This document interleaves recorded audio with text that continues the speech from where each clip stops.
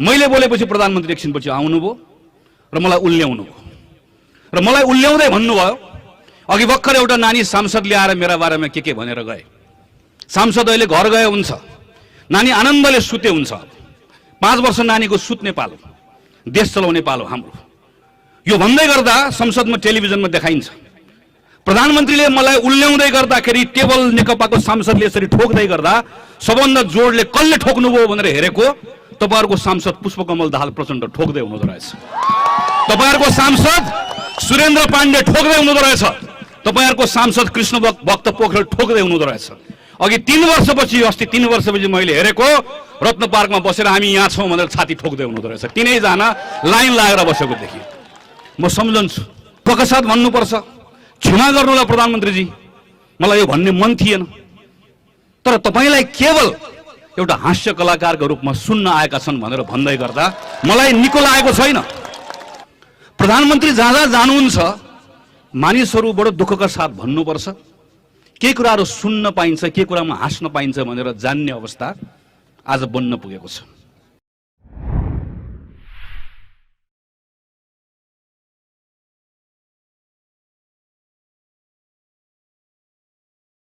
सहभागी हुने अवसर दिनुभएकोमा हार्दिक आभार प्रकट गर्छु।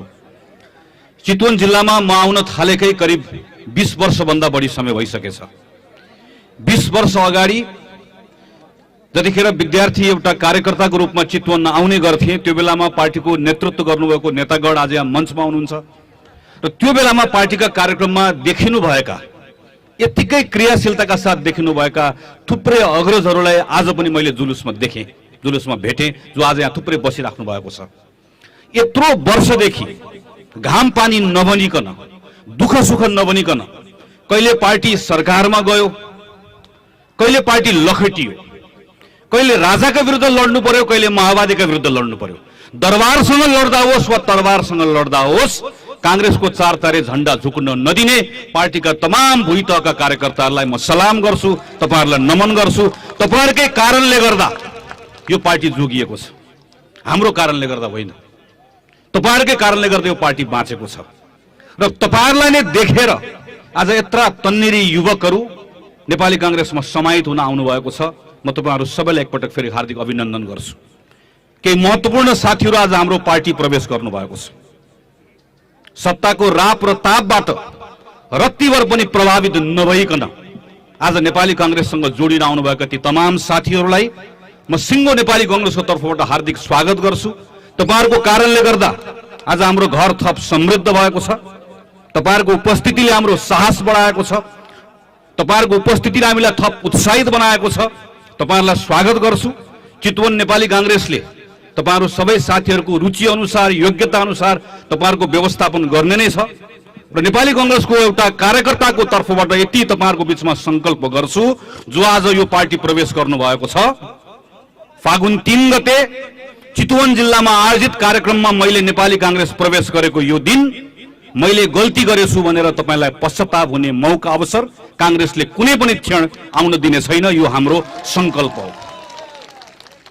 16 वर्ष अगाडि 2061 सालमा तत्कालीन राजा श्री 5 महाराजा अधिराज ज्ञानेन्द्र विक्रम शाहदेव जिल्ला जिल्ला घुम्न गइबक्सन्थ्यो।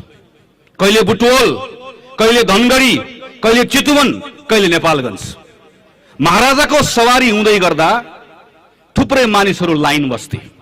जहाँ जहाँ महाराजा गइबक्सन्थ्यो त्यो ठाउँमा ठुलो हुल भिड पनि हुन्थ्यो। ती मानिसहरू किन आएका थिए? ती मानिसहरू कोही काठमाडौँबाट आएको राजासँग के माग्न पाइन्छ कि भनेर हात थाप्न पनि आएका थिए।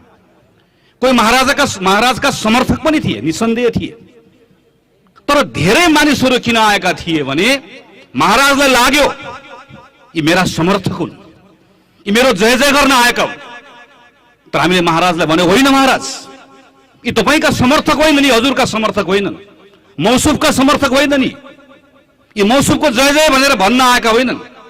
यी ज्येष्ठ 19 गते राजा वीरेन्द्र सहित वीरेन्द्रको सम्पूर्ण वंशको नाश भइसके पछाडि राजा हुने लाममा नपरेका, नाम नभएका व्यक्ति एकाएक राजा भए।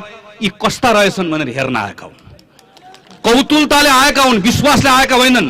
नझुक्की बक्ष महाराज, हामीले भन्यो महाराजले पत्याएनन्, दुःख महाराजले पाए। अहिले सम्माननीय प्रधानमन्त्री खड्ग प्रसाद ओली पनि कहिले चितवन, कहिले दाङ, कहिले बुटोल, कहिले धनगढी प्रधानमन्त्रीको पनि सवारी चलिरहेको छ। प्रधानमन्त्री जहाँ जानुभएको छ मानिसहरू आएका छन्। कोही प्रधानमन्त्रीलाई समर्थन गर्नेहरू पनि छन्, निसन्देह छन्, प्रधानमन्त्रीका थुप्रै समर्थक छन्। कोही बोकेर आएका छन्, कोही बोकाइ मागेर आएका छन्।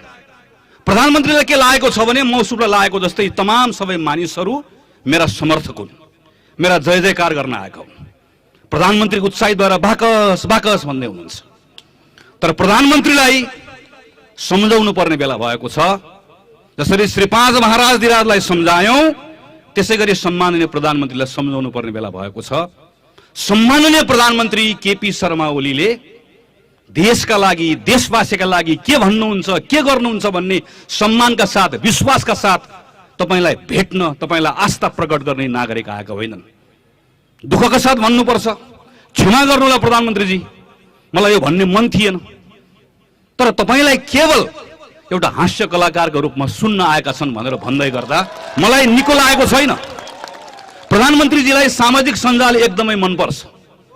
प्रधानमन्त्रीजी अहिले टिकटकमा हुनुहुन्छ।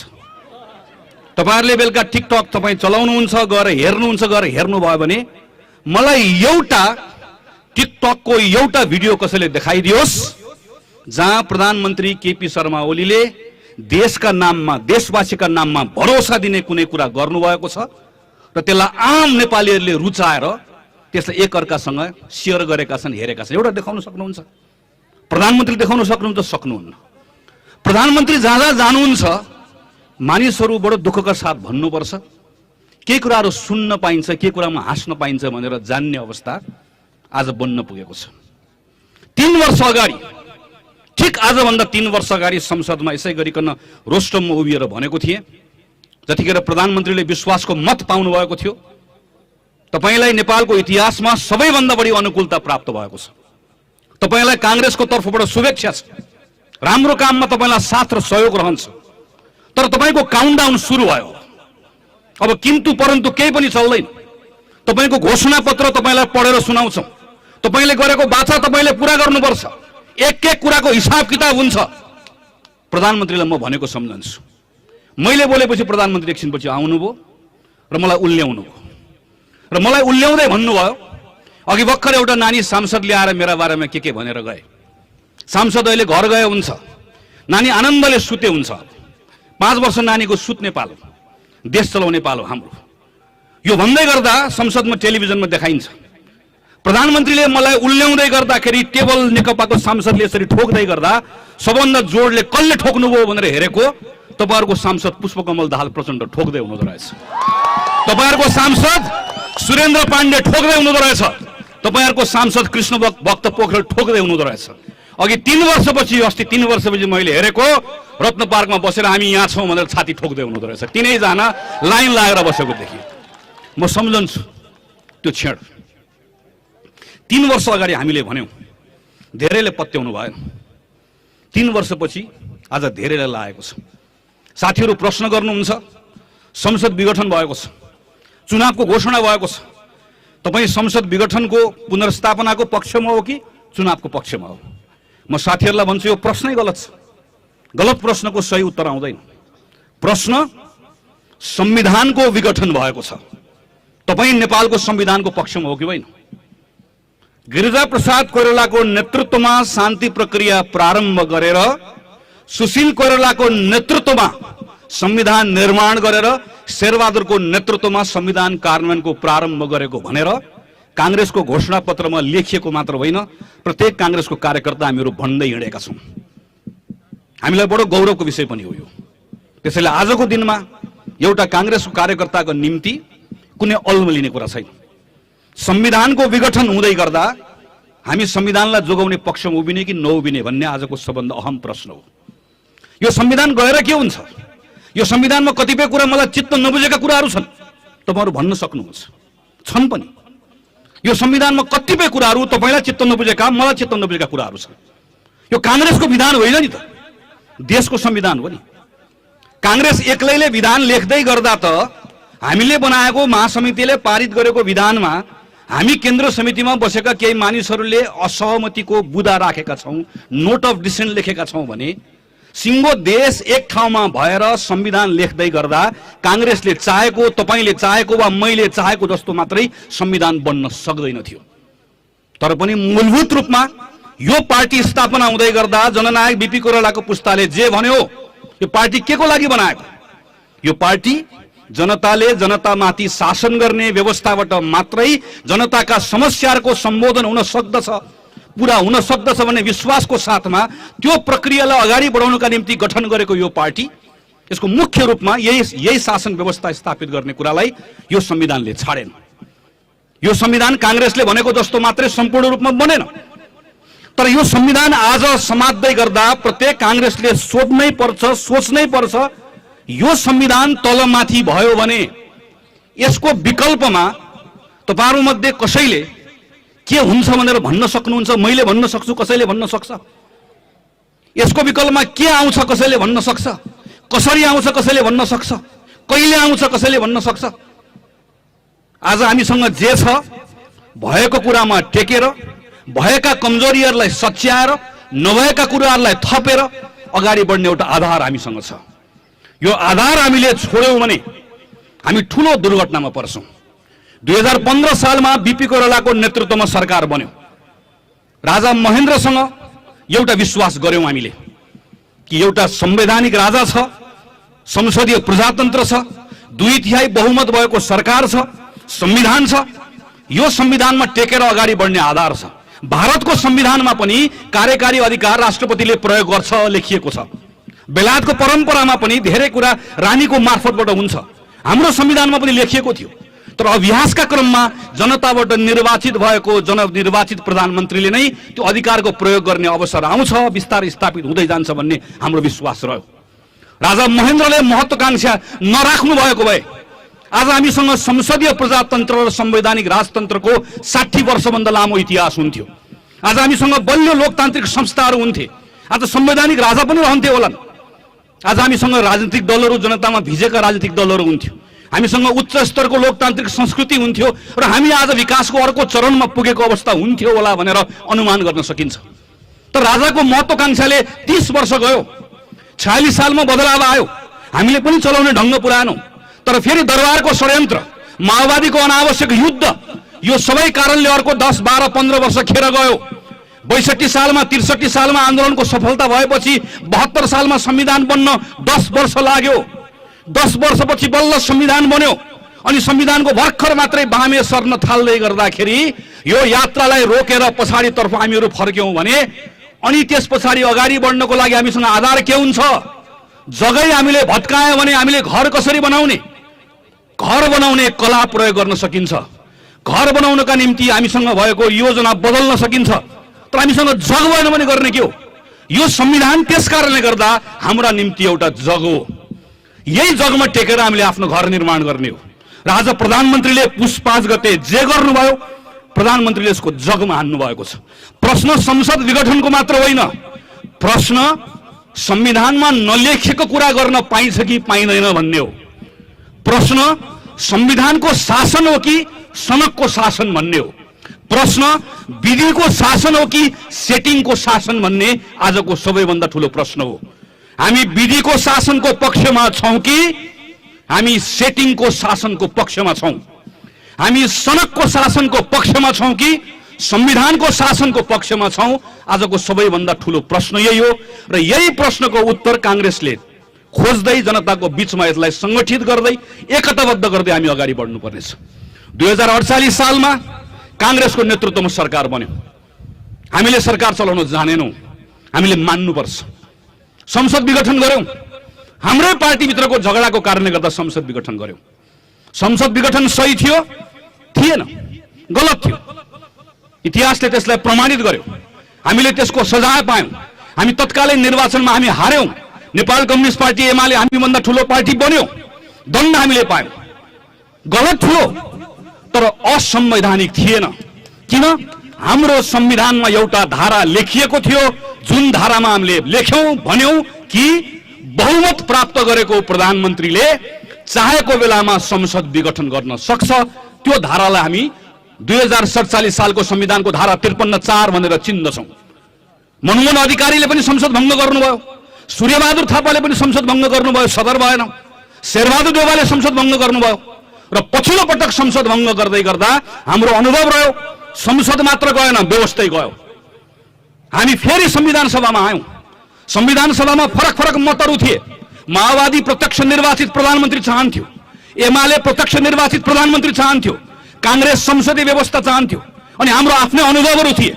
त्यो अनुभवहरूबाट हामी एउटा निष्कर्षमा पुग्यौँ। एकै रातमा पुगेको होइन, 6 वर्ष लगाएर लगातार काम गरेपछि कांग्रेस, एमाले, माओवादी, राष्ट्रपति विद्या भण्डारी, प्रधानमन्त्री केपी ओली, पुष्पकमल दाहालदेखि लिएर सुशील कोइराला, रामचन्द्र पौडेल, शेरबहादुर देउवा सबैजना भएको संविधान सभामा हामी एउटा निष्कर्षमा पुग्यौँ र हामीले लेख्यौँ, न बेलायतको जस्तो, न भारतको जस्तो, न अमेरिकाको जस्तो, न फ्रान्सको जस्तो, न जापानको जस्तो, नेपालको जस्तो हाम्रो माटोलाई यहाँको निम्ति चाहिने, हामीलाई मिल्ने, हाम्रो अनुभवबाट सिकेर हामीले आफ्नै खालको एउटा मौलिक व्यवस्था संविधानमा गर्छौँ भनेर भन्यौँ र लेख्यौँ।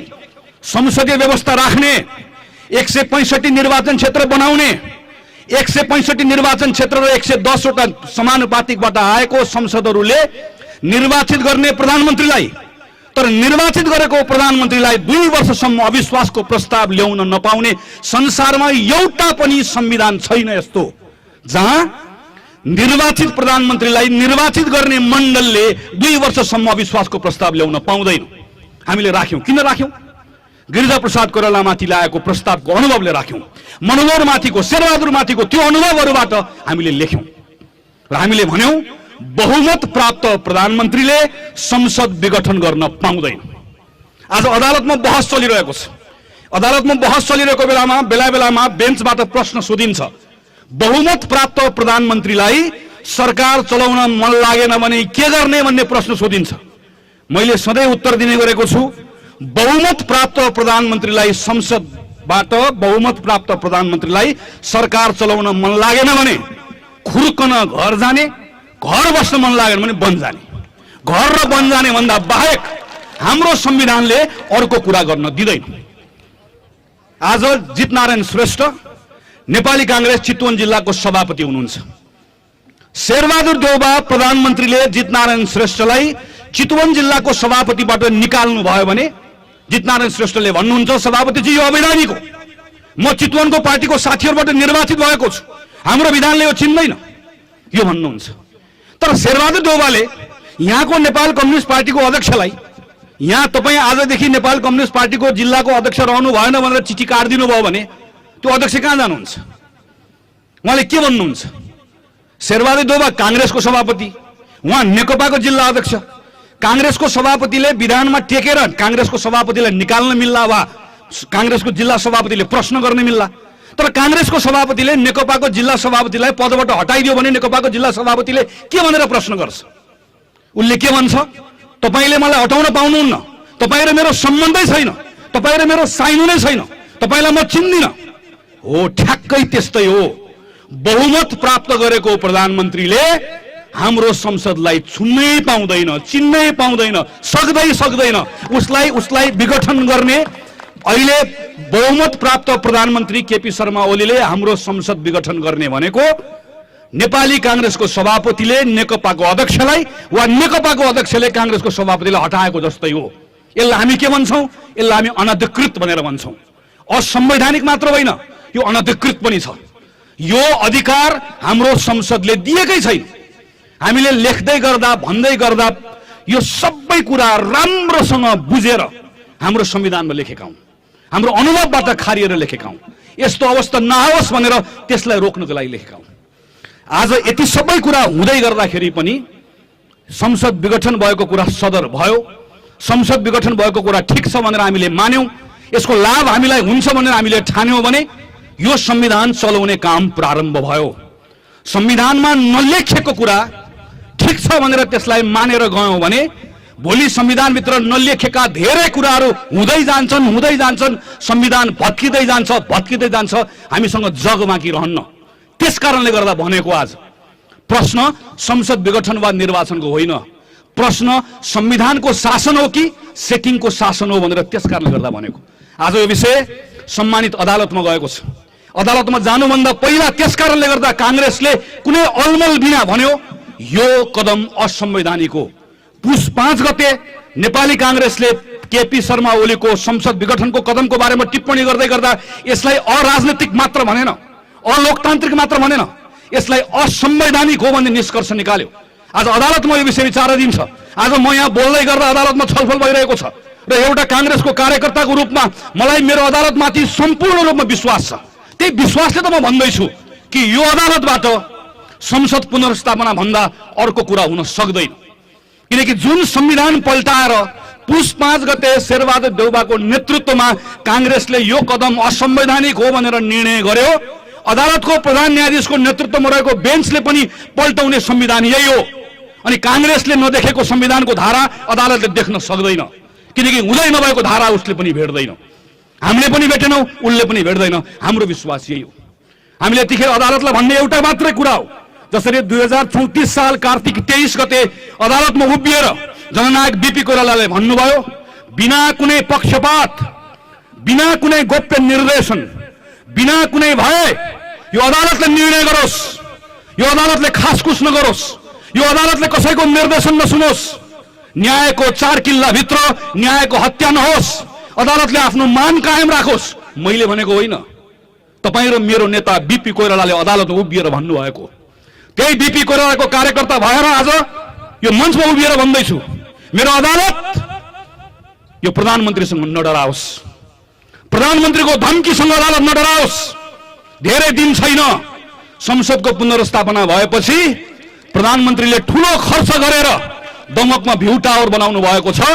प्रधानमन्त्रीलाई विचरण गर्न त्यही पठाउने हो हामीले। अदालत नडराओस्, अदालतले हिम्मत गरोस्, मेरो कुरा पनि नसुनोस्, यो सभा पनि नहेरोस्, प्रचण्डको सभा पनि नहेरोस्, केपी ओलीको सभा पनि नहेरोस्। अदालतले केवल संविधानको धारा मात्र हेरोस्, अदालतले केवल आफ्नो कर्तव्य मात्र पूरा गरोस्, अदालतले केवल आफ्नो धर्म मात्र निर्वाह गरोस्। आजको दिनमा हामीले भनेको यति मात्रै हो। हिजो मात्रै सरकारको प्रवक्ता सञ्चार मन्त्रीले खुला कार्यक्रममा भन्नुभयो, अब केही दिनमा अदालतले संसदको पुनर्स्थापनालाई सदर गर्छ। उहाँलाई लागेको कुरा भन्नुभयो, यसो मेरो केही टिप्पणी छैन। तर सँगसँगै उहाँले भन्नुभयो, अब निर्वाचन आयोगले केही दिनमा निर्णय गर्छ र निर्वाचन आयोगले निर्णय गरेर नेपाल कम्युनिस्ट पार्टी भन्ने पार्टीलाई यसले खारेज गर्छ, फ्रिज गर्छ, सूर्य चिन्हलाई यसले फ्रिज गर्छ। र हामीले पहिले नेपाल कम्युनिस्ट पार्टी एमाले दर्ता गरेका छौं।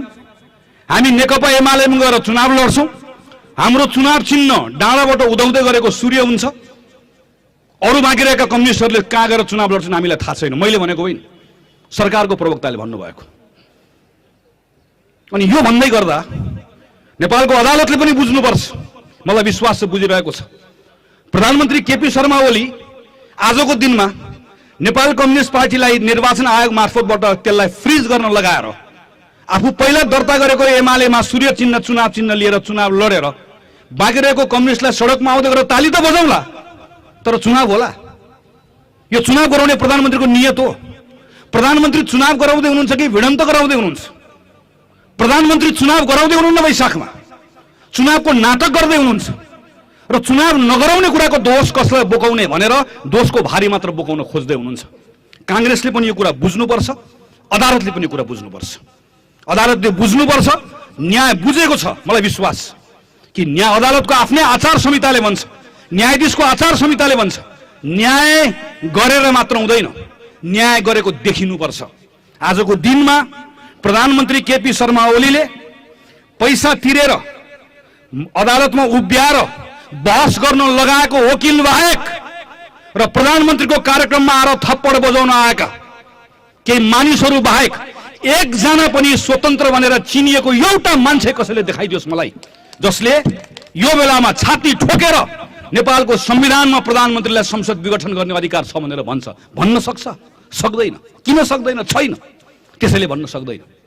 त्यसैले म सम्मानित अदालतलाई आग्रह गर्छु, प्रधानमन्त्रीले भन्नुभयो मेरो सनकलाई अदालतले सदर गर्छ, मैले सब मिलाएको छु, अदालत देखाइदियोस्। तपाईले राष्ट्रपति मिलाएको जस्तो नेपालको अदालत मिलाउन सम्भव छैन सम्माननीय प्रधानमन्त्रीजी भनेर नेपालको अदालतले देखाइदिन्छ भन्ने कुराको विश्वास हो हाम्रो र विश्वासको आधार छ। म सम्झन्छु संविधान सभाको त्यो दिन जुन दिन प्रचण्डको नेतृत्वमा रहेको नेपाल कम्युनिस्ट पार्टीले संसदमा एउटा प्रस्ताव लिएर आएको थियो संविधान सभामा, र त्यो संविधान सभामा प्रस्ताव ल्याएर भनेको थियो अदालतलाई स्वतन्त्र राख्नुहुन्न, अदालतलाई संसदको मातहत राख्नुपर्छ, संसदीय समितिले अदालतको अनुगमन गर्न पाउनुपर्छ भनेर स्वतन्त्र अदालतलाई स्वतन्त्र राख्नु हुँदैन भनेर भनेको बेलामा यही कांग्रेस हो ढक्कसँग उभियो संविधान सभामा र भन्यो जबसम्म अदालत स्वतन्त्र हुँदैन तबसम्म कांग्रेसले हस्ताक्षर गर्दैन। अदालतको स्वतन्त्रता कांग्रेसको त्यही अडानबाट आएको, त्यही कांग्रेसको भूमिकाको आधारमा पनि कांग्रेस आज सर्वोच्च अदालतबाट त्यो कुराको अपेक्षा गरिरहेको छ। यत्रो महामारी भर्खर हामीले खेप्यौं, हाम्रा कति आफन्तहरू हामीले गुमायौं, तपाईकै पनि कति साथीभाइ प्रियजन तपाईले गुमाउनु भयो होला। करिब करिब 2100 नेपालीले त नेपालभित्रै ज्यान गुमाएका छन्। नेपाल भन्दा बाहिर रहेका कयौं नेपालीले आफ्नो जीवन गुमाए। स्वास्थ्यको क्षेत्र मात्र होइन, गैर स्वास्थ्य क्षेत्र अस्तव्यस्त भएको छ। खेती किसानी गर्ने मान्छेको यो वर्ष कस्तो रह्यो, त्यसै पनि हाम्रो विद्यालयको हालत यस्तो थियो। हामी कक्षा कोठामा जान्छौँ, हाम्रो केटाकेटीले सिक्न सक्दैनन्। विद्यालय जान नपाउँदै गर्दाखेरि हाम्रो केटाकेटीको सिकाइ यो वर्ष कस्तो रह्यो। कति केटाकेटीहरूले रोजगारी गुमाए। सरकारकै तथ्याङ्कले भन्छ गरिबीको रेखाभन्दा ठ्याक्कै माथि आएको 1/3 भन्दा बढी नागरिकहरू यो कोभिड पछाडि फेरि गरिबीको रेखा मुनि धकेलिएका छन्। सरकारकै तथ्याङ्कले भन्छ 4% गएको 9 महिनामा गरिबी बढेर 18%बाट 22% भएको छ। सरकारकै तथ्याङ्कले भन्छ कोभिडको अवधिभर, लकडाउनको अवधिभर 70% उद्योगले काम धन्दा गर्न सकेनन्। सरकारकै तथ्याङ्कले भन्छ उद्योग र व्यवसायमा 73% भन्दा बढीले कमी आयो, अस्तव्यस्त भएको छ। सानो पसल खोलेर बसेको मान्छेले 5 महिना 6 महिनाको भाडा तिर्न नपाउँदै गर्दा उठीवास लागेको छ। खेती किसानी गर्ने मान्छे सडकमा आइपुगेका छन्। ठूलो उद्योग धन्दा चलाउने मान्छेको समेत बिजोग भएको छ। नेपालमा मात्र होइन, संयुक्त राज्य अमेरिकादेखि भारतसम्म हामीले हेर्यौं भने, चीनदेखि लिएर सानो एउटा न्युजिल्यान्डसम्म हेर्यौं भने सबै देशमा अर्थतन्त्र अस्तव्यस्त भएको छ। यस्तो भएको बेलामा जिम्मा लिएर आएको नेपाल कम्युनिस्ट पार्टी, जसले करिब करिब 2/3 बहुमत प्राप्त गर्यो, जनताको यत्रो दुःखको बेलामा, जनतालाई साथ दिनुपर्ने बेलामा आज कहाँ छ? तपाईँ काठमाडौँ आउनुहोस् त, एकपटक घुम्नुहोस् त, के देख्नुहुन्छ? तपाईँ दाहिनेतिर घुम्दै जानुहोस्, एकैपटक छट्ट आँखा खोल्नुभयो भने तपाईँले यत्रो पोलमा झुन्डिरहेको प्रधानमन्त्री देख्नुहुन्छ। प्रधानमन्त्रीको फोटो देखेर तर्सेर तपाईँ दाहिनेतिर फनक्क घुमेर अर्कोतिर जानुभयो भने अर्को प्रधानमन्त्री भुइँमा बसेर हामी यहाँ छौँ भनेर लेखेको देख्नुहुन्छ। तपाईँ रेडियो खोल्नुहोस्, बहालवाला प्रधानमन्त्रीले भूपू प्रधानमन्त्रीलाई हात यसो गरिकन गाली गरेको सुन्नुहुन्छ। तपाईँ टेलिभिजन खोल्नुहोस्, एउटा मन्त्री, पूर्व मन्त्रीले अहिलेको मन्त्रीले हात यसो गरिकन तैँले कति खाइस् युद्धमा, यति अरब एउटाले भन्छ, तैँले अस्ति भर्खर प्रेसमा खाएको होइन अर्कोले भन्छ। यत्रो बेलामा सबै जनताको जनधनको सुरक्षा गर्ने यस्तो ठुलो महाव्याधिबाट पीडित भएको जनतालाई राहत दिनुपर्ने बेलामा नेपाल कम्युनिस्ट पार्टीभित्रको झगडाको कारणले गर्दा आज जनताको जनजीविकाका सबै विषयहरू ओझेलमा परेका छन्। आज म चितवन आएको छु, 1 वर्षपछि सभामा आएको छु। यहाँ आउँदै गर्दा मैले मेरो पार्टीको दाइहरूलाई, साथीहरूलाई तपाईँहरूको हालखबर के छ, तपाईँलाई कोभिड भयो कि भएन, घरमा कसैलाई केही पर्यो कि, कोही बित्नु भयो कि सोध्न पाएको छैन। आउन साथ मुर्दाबाद मुर्दाबाद नारा लाउनु परेको छ। यत्रो जिल्ला गएर आए, कहीँ कसैलाई सोध्न पाएको छैन। कसैको जागिर गयो कि, कोही साथी भारतमा काम गरेर जानु उतै बित्नु भयो कि, तपाईँको खेती किसानी यो भयो, म त सांसद हुँ नि तपाईँको, तपाईँ कसैलाई सोध्न पाएको छैन। किन? आज हाम्रो हालत नेपाल कम्युनिस्ट पार्टीले यो ठाउँमा पुर्याइदियो। 9 महिना सिंहदरबार टेक्नु भएन प्रधानमन्त्रीले। यत्रो कोभिड हुँदै गर्दा आज लाज नमानिकन सिंहदरबारमा सोफा राखिएपछि उद्घाटन गर्न पुग्नु भएको छ। 9 महिना टेक्नु भएन। नेपाल कम्युनिस्ट पार्टीले सबैभन्दा बढी दुःख परेको जनतालाई दुःख परेको बेलामा सबैभन्दा बढी तमासा देखायो। प्रधानमन्त्रीले भन्नुभयो मैले एक्लै देश चलाउन नपाएर हो। अहिले केही महिनादेखि एक्लै चलाउनु भएको थियो। हेर्नुहोस् त, प्रधानमन्त्रीले देश एक्लै चलाउन पाउँदै गर्दा गरेका 2-3टा काम एकपटक हेर्नुहोस् त। संवैधानिक निकायमा प्रधानमन्त्रीले एक्लै मान्छेहरू भर्ना गर्न पाउनुभयो, त्यहाँ कसैले पनि रोक्न पाएन, अध्यादेश जारी गर्नुभयो। प्रधानमन्त्रीले भरेको मान्छे हेर्नुहोस् त। प्रधानमन्त्रीले एक्लै देश चलाउन पाएको बेलामा 40 वर्षभन्दा कम उमेरका महिलाहरूलाई विदेश जाँदै गर्दा परिवारको सदस्यको अनिवार्य सिफारिस चाहिने, तर 40 वर्षभन्दा कमका पुरुषलाई नचाहिने भनेर 21औं शताब्दीमा महिला र पुरुषको अधिकार बराबर भनेर लेखिएको संविधानको खिल्ली उडाउँदै महिलाहरूलाई दोस्रो दर्जाको नागरिकको यसरी व्यवहार गर्नुभयो। प्रधानमन्त्रीले एक्लै शासन चलाउन पाउँदै गर्दा अहिले संसदमा हामीले रोकेको एउटा विधेयक निर्देशिका बनाएर ल्याउँदै हुनुहुन्छ, जुन निर्देशिकाले के भन्छ भने तपाईँ आज यहाँबाट फर्केर जानुस्। आज प्रधानमन्त्रीले काठमाडौँबाट 3 वर्षको कार्यक्रमको बारेमा मैले यो गरे भनेर भन्नुभएको छ। तपाईलाई बेलुका चित्त बुझेन, कुनै एउटा युवकले गएर प्रधानमन्त्रीमाथि केही टिप्पणी गरेर लेख्नुस्, प्रधानमन्त्रीलाई पनि लेख्नु पर्दैन। तपाईले यही जिल्लाको नेपाल कम्युनिस्ट पार्टीको कुनै साथीको बारेमा लेख्नुस्, भोलि बिहान जिल्ला प्रशासन कार्यालय चितवनको मान्छे यहाँको एक तर्फबाट पत्र लिएर प्रहरी तपाईको आउँछ, तपाईलाई उठाएर लिएर जान्छ, जिल्ला प्रहरीको खोरमा राख्छ र खोरमा राखिसकेपछि तपाईलाई भन्छ तपाईलाई 5 वर्षका निम्ति जेल सजाय तोकिएको छ र तपाईलाई 15 लाख रुपैयाँ जरिवाना गरिएको छ। यो कसले ल्याउँदैछ? अबको 7 दिनमा सरकारले यो निर्देशिका ल्याउँदैछ। एक्लै सरकार चलाउन पाउँदै गर्दा प्रधानमन्त्रीले गरेको काम हेर्नुस्। नेपाल कम्युनिस्ट पार्टीको तर्फबाट प्रधानमन्त्री हुनुभएको प्रधानमन्त्रीले तपाईँ र हाम्रो अगाडि आएर सबैभन्दा बढी भन्नुभएको कुरा के हो? मैले नेपालको भूभागमा भारतले अतिक्रमण गरिसकेपछि नक्सा बनाए, त्यो नक्सा बनाउँदै गर्दाखेरि जबरजस्ती मलाई घेराबन्दी गरियो। तथ्यहरू एकपटक हेर्नुस् त। सुशील कोइराला प्रधानमन्त्री हुँदै गर्दा जब भारत र चीनले लिम्पियाधुरा र लिपुलेखमाथि भारतको अधिकार छ भनेर चीन र भारतको बीचमा सम्झौता गरे, पत्र काट्ने प्रधानमन्त्री सुशील कोइराला हो। भारतलाई पनि काटे, चीनलाई पनि काटे। खबरदार, हाम्रो भूमि हो। भारतले पनि भन्यो, चीनले पनि भन्यो, नेपाललाई नबनिकन हामी छलफल गर्दैनौँ। त्यसपछि केपी ओली प्रधानमन्त्री भए, शेरबहादुर भए, प्रचण्ड भए, भारतले केही पनि चलाएन। तर अहिले केपी ओली प्रधानमन्त्री भएको बेलामा भारतले एकतर्फी रूपमा यो जमिन मेरो हो भनेर नक्सामा जब आफ्नो नक्सामा प्रकाशित गर्यो, सबैभन्दा पहिला को बोल्यो? संसद बोल्यो। सबैभन्दा पहिला कुन पार्टी बोल्यो? कांग्रेस बोल्यो। कांग्रेस मात्र बोलेन, नेकपा पनि बोल्यो, जसपा पनि बोल्यो, सबै पार्टी बोल्यो। सिङ्गो संसद बोल्यो, प्रधानमन्त्रीलाई बोलायो, निर्देशन दियो, कार्तिकमा दियो, मङ्सिरमा दियो, पुसमा दियो। प्रधानमन्त्रीले के भन्नुभयो? प्रधानमन्त्रीले भन्नुभयो नक्सा छापेर कोही ठुलो हुन्छ, प्रेसमा गएर छापिदिउँ भनेर भन्नुभयो। म अहिले पनि सम्झन्छु। भारतले टेरेन, भारतले आफूले बनाएको नक्सामा आफूले लिएको ठाउँमा एकतर्फी रूपमा बाटो बनायो। फेरि संसद बोल्यो, कांग्रेस बोल्यो, नेकपा बोल्यो, सबै बोल्यो, देश बोल्यो। अनि प्रधानमन्त्रीले पनि त्यो बोलीमा साथ दिनुभयो। संसदमा प्रस्ताव ल्याउनु भयो, टेबल ठोकेर भोट हालेर कांग्रेस सबै मिलेर पास गर्यो। एकजना सांसद सरिता गिरीले मात्र त्यसको विपक्षमा बोल्नु भयो। उनको पार्टीले पनि उनलाई संसदबाट निकाल्यो। सिङ्गो देश एक ठाउँमा आयो। नेपालको भूभाग चलाउँदै गर्दा के कांग्रेस, के कम्युनिस्ट, के मधेसी, के पहाडी, के हिमाली, जनै लाउने नलाउने, टोपी लाउने, धोती लाउने एक ठाउँमा आएर भन्यो हाम्रो भूभाग हो, भारतले छुन पाउँदैन।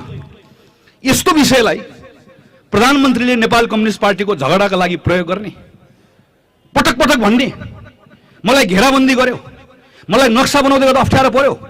म प्रधानमन्त्री केपी शर्मा ओलीलाई चुनौती दिएर भन्न चाहन्छु, तपाईले नेपाली तपाईँ प्रधानमन्त्री हो, तपाईँ सडकमा हिँडेको आवारा होइन। तपाईँले बोलेको कुरालाई पुष्टि गर्नुपर्छ, तपाईँले बताउनुपर्छ। तपाईँले नेपालको नक्सामा लिम्पियाधुरा लिपुलेख राख्दै गर्दा तपाईँलाई अप्ठ्यारो कसले पार्यो? तपाईँको विरोध कसले गर्यो? तपाईँलाई घेराबन्दी कसले गर्यो? उत्तर दिन सक्नुहुन्न, किनकि कोही पनि थिएन। जबरजस्ती नेपालीहरूको देशभक्तिको भावनालाई उत्तेजित बनाएर त्यसबाट शक्ति आर्जन गर्नु छ। अब यो बिग्दैन, यो नचलेपछि के गर्नु छ? तपाईँ र मेरो मनभित्र भएको धार्मिक आस्थालाई अब खेल्नु छ। अब प्रधानमन्त्री पशुपति जानुभयो, प्रधानमन्त्रीको छनौटको कुरा हो। पशुपति जानुस्, ढोग्नुस्, शिव भगवान तपाईँको पनि हो, मेरो पनि हो। आराध्य देव पशुपतिनाथमाथि जाने मेरो जति हक छ तपाईँको पनि हक छ। तर पशुपतिको प्राङ्गणमा उभिएर जब तपाईँ पशुपतिको रक्षा मैले गर्छु भनेर गफ दिनुहुन्छ, तपाईँलाई मैले सम्झाउनु पर्ने हुन्छ। तपाईँ जतिखेर हायत होटेलभित्र लुकेर तपाईँ कोरियाबाट आउनुभएको माताले दिएको होली वाइन खाँदै हुनुहुन्थ्यो, हामी त्यही पशुपतिको प्राङ्गणमा बसेर आरती गरिरहेका थियौँ। तपाईँ कहाँ हुनुहुन्थ्यो त्यो बेलामा? तपाईँ जतिखेर भगवान छैनन् भनेर भगवानको नाममा शपथ लिनुहुन्न भनेर, भगवान छन् भने मूर्ति छैन, मार्क्स मात्र छ भन्दै गर्दा हामी ईश्वरको नाममा शपथ लिएर तपाईँ कहाँ हुनुहुन्थ्यो त्यो बेलामा? तपाईँ जतिखेर, तपाईँ जुन बेलामा कुनै पनि नेपालीले गायत्री मन्त्र जप्नु पर्दैन, जब जपे हुन्छ भन्दै हुनुहुन्थ्यो, त्यो बेलामा हामी थियौँ, तपाईँ कहाँ हुनुहुन्थ्यो त्यो बेलामा? र आज प्रधानमन्त्रीले कहिले रामको मन्दिर कहिले पशुपतिको मन्दिर भनेर खेल्दै गर्दा प्रत्येक नेपालीले, एउटा देशभक्त नेपालीले पनि बुझ्नु छ, धार्मिक आस्था राख्नेमा एउटा नेपालीले पनि बुझ्नु छ, प्रधानमन्त्री तपाईँ र मेरो भावनासँग खेल्न खोज्दैछन्। 3 वर्षपछिको असफलता पछाडि खेल्न खोज्दैछन् भन्ने कुरा तपाईँले पनि बुझ्न आवश्यक छ, मैले पनि बुझ्न आवश्यक छ। समृद्ध नेपाल सुखी नेपालीको 3 वर्षको नारा नेपाल कम्युनिस्ट पार्टीले लगायो, त्यही नाराका साथ विजयी भएर आयो। तर आज हामीसँग समृद्ध नेपाल पनि छैन, सुखी नेपाली पनि छैन। आज सन्की प्रधानमन्त्री, अस्तव्यस्त नेपाल 3 वर्षको परिणाम भएको छ।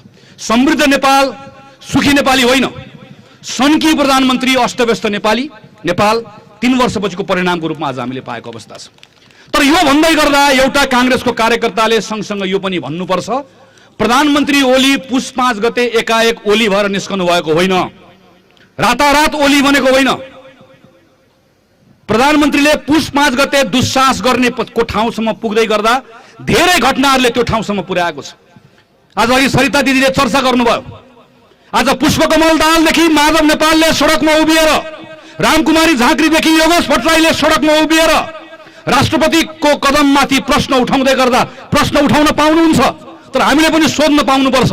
हिजो प्रधानमन्त्री शेरबहादुर देउवाले नाम सिफारिस गर्दै गर्दा, राष्ट्रपतिले नमान्दै गर्दा, राष्ट्रपतिलाई आज संविधान उल्लङ्घन गर्न दियौँ भने भोलि राष्ट्रपतिले संविधान खर्लपै निल्नुहुन्छ भनेर हामीले भन्दै गर्दा आज हामी यहाँ छौँ भनेर भनेका साथीहरू हिजो कहाँ हुनुहुन्थ्यो? हिजो कृष्णबहादुर महरा सभामुख, शिवमाया तुम्फाम्बे उपसभामुख हुँदै गर्दा तपाईँहरू दुईटै एउटै पार्टीको, हाम्रो संविधानले सभामुख एउटा पार्टीको उपसभामुख अर्को पार्टीको हुनुपर्छ भनेर भन्छ। काङ्ग्रेस नहोस्, जसपा होस्, फोरम होस्, जोसुकै होस्, तर संविधानलाई मान्नुहोस् भनेर हामीले हिजो भन्दै गर्दा तपाईँहरू कहाँ हुनुहुन्थ्यो? हिजो बहालवाला सचिवलाई प्रमुख निर्वाचन आयुक्तमा सिफारिस गर्दै गर्दा हामीले भन्यौँ संसदमा उभिएर, म अहिले पनि सम्झन्छु, बहालवाला सचिवलाई सिधै संवैधानिक परिषदबाट सिफारिस गरेर प्रमुख निर्वाचन आयुक्त बनाउने, त्यो पनि एउटा पार्टीको झण्डा बोकेको, पार्टीप्रतिको लोयल्टीको आधारमा बनाउँदै गर्दा यो निर्वाचन आयोगले भोलि निष्पक्ष काम गर्न सक्दैन भनेर भन्दै गर्दा तपाईँ कहाँ हुनुहुन्थ्यो हिजो? हामीले भनेको होइन हिजो? हिजो संसदमा तपाईँसँग संख्या हुँदै गर्दा सर्वोच्च अदालतको प्रधान न्यायाधीशको नियुक्ति तपाईँले चलाउनु भयो, अदालत नचलाउनुहोस् भन्दै गरेर तपाईँ कहाँ हुनुहुन्थ्यो हिजो? हिजो भनेको होइन। आज प्रधानमन्त्रीले हामीलाई हेप्नुभयो भनेर भन्नुभयो। हिजो यही सांसद हो हामी, काङ्ग्रेसले उभिएर संसदमा प्रश्न गर्दै गर्दा निम्छरो काङ्ग्रेस भनेर काङ्ग्रेसलाई हेप्दै गर्दा तपाईँहरू कहाँ हुनुहुन्थ्यो हिजो? हिजो संसदमा प्रधानमन्त्रीले विधेयक ल्याएर कुनै पनि फरक मत राख्न पाउने मान्छेलाई थुन्न पाउनुपर्छ भन्ने कानुन प्रस्तावित गर्दै गर्दा यो कानुन पास हुन दिन्न भनेर संसदमा भन्दै गर्दा आज प्रधानमन्त्रीको पक्षको नेकपा मात्र होइन, प्रचण्ड र माधव नेपालको पक्षको एउटा नेकपाको मान्छे त्यो बेलामा काङ्ग्रेससँग उभिएर बोल्यो?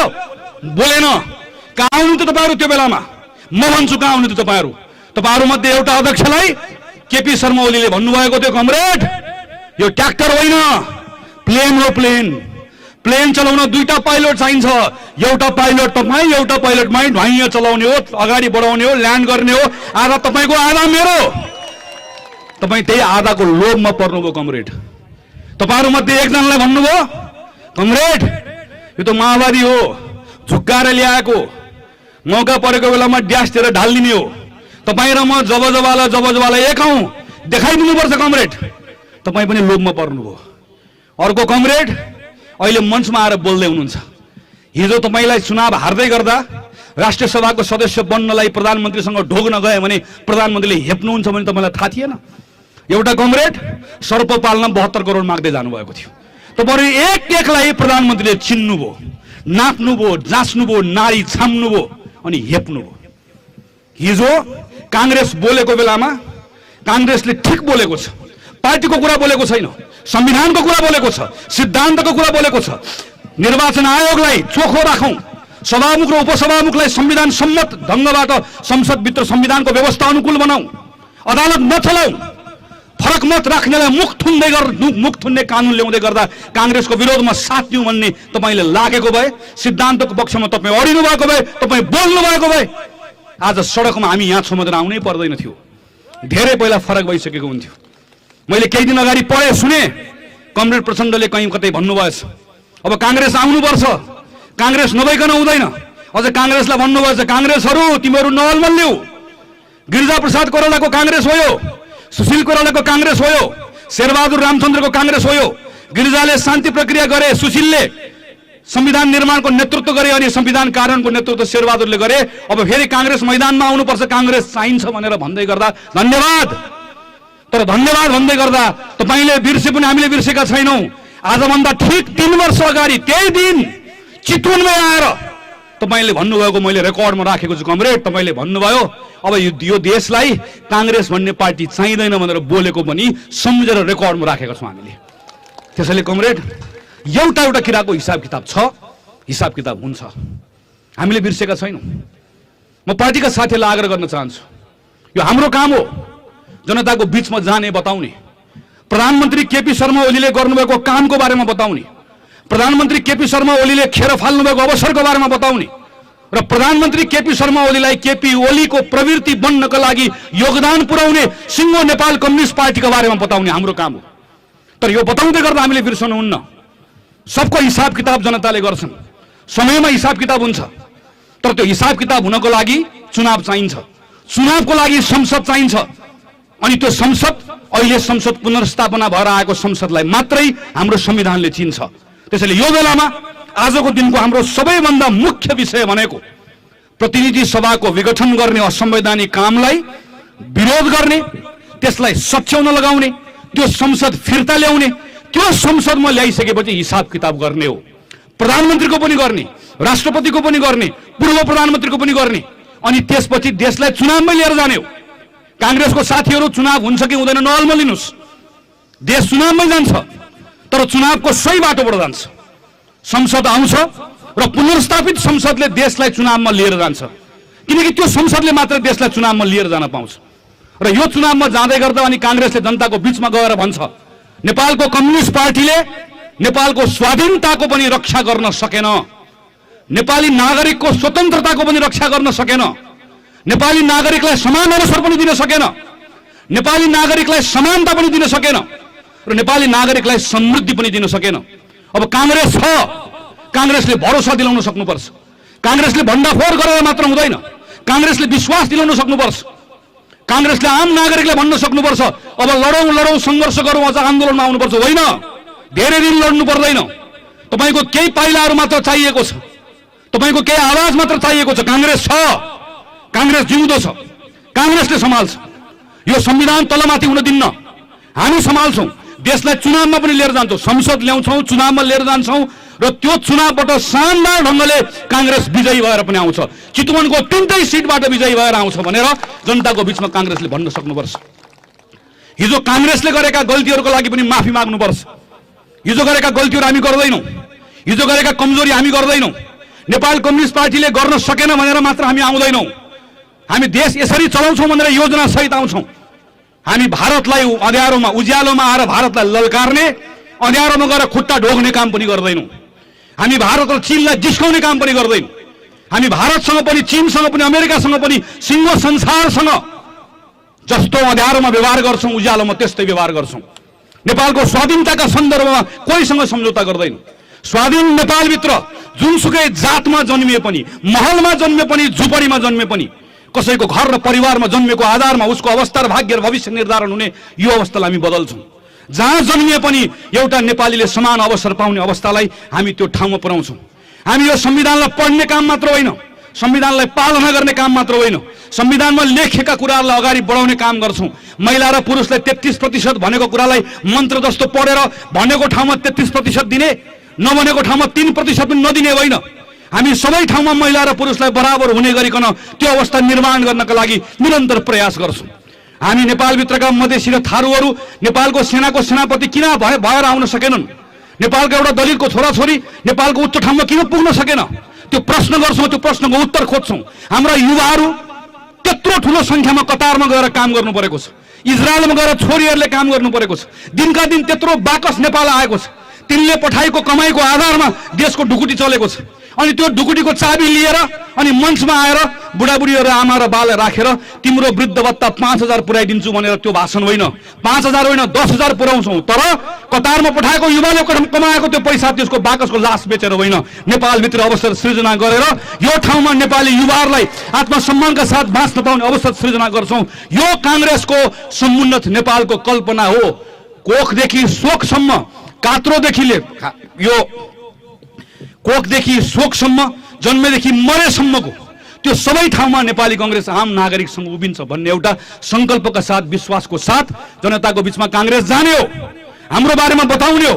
तर अहिले यो बेलामा अघि सरिता दिदीले भन्नुभएको जस्तै हाम्रो काम सम्हाल्ने काम पनि हो। नेपाल कम्युनिस्ट पार्टीको नेतृत्व गर्नुभएको प्रधानमन्त्री अर्को नेपाल कम्युनिस्ट पार्टीलाई सडकमा राखेर एउटा ठूलो भिडन्त मचाउन खोज्दै हुनुहुन्छ।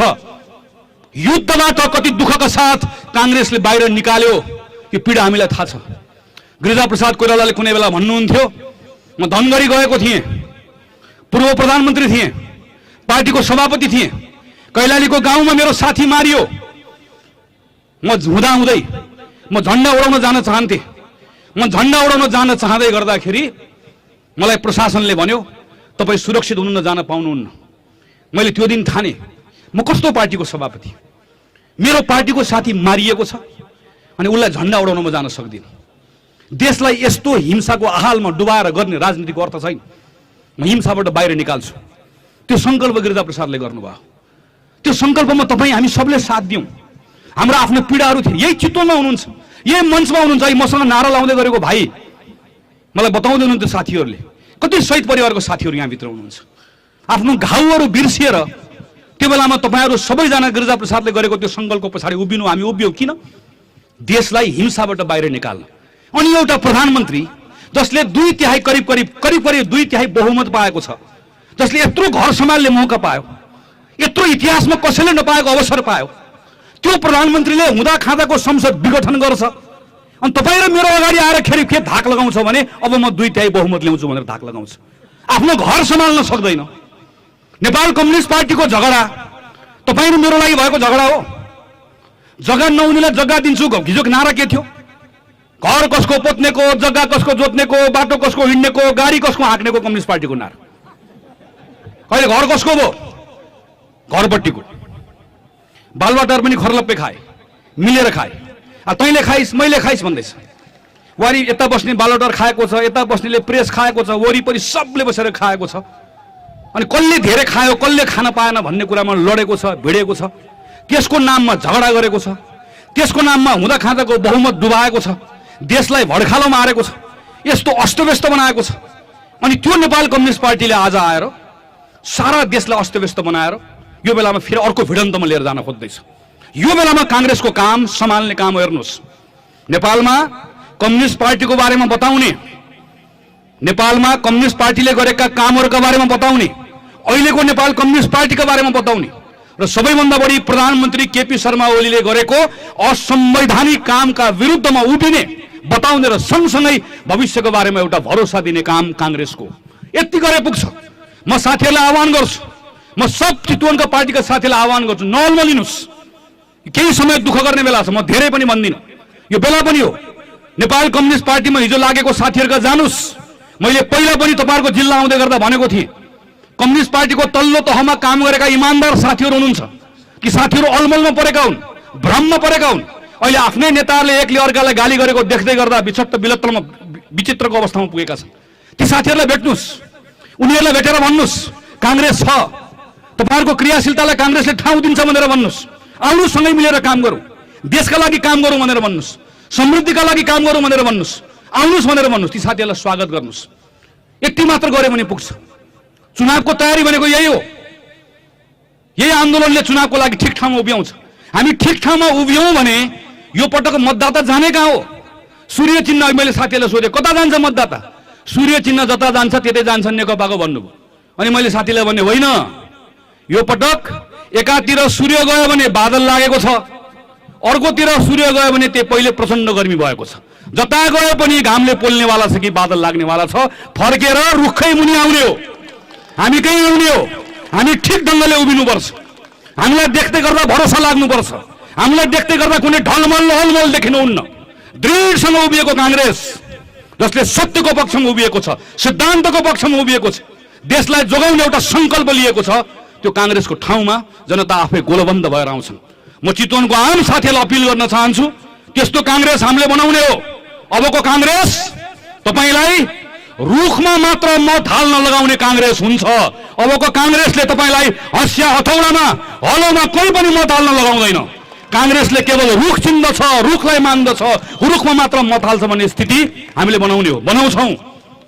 यही संकल्प लिँदै चितवनको आम साथीहरूले यस्तो अप्ठ्यारो बेलामा जसरी काम गर्नुभएको छ, अझ उत्साहका साथ तपाईहरुले काम गर्नुहुन्छ भन्ने उच्च विश्वास राख्दै मेरो आफ्नो कुरा टुङ्ग्याउँछु। धन्यवाद, नमस्कार, जय नेपाल।